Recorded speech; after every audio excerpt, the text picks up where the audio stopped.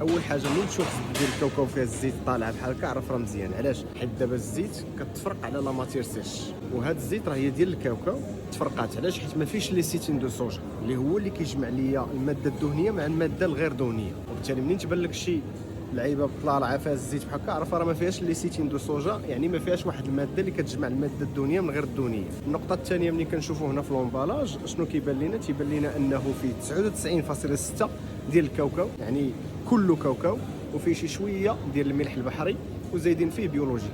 بيولوجيك بيان سور غتزيد الثمن حيت الكاوكاو ديالك بيولوجيك. هاد لا مارك هادي ماشي اشهار ما حتى لعبه، ملي كتبان ليا عندها البينات باتر ديالها زوين، الا ان الثمن طالع بزاف. هادي ب 77 درهم.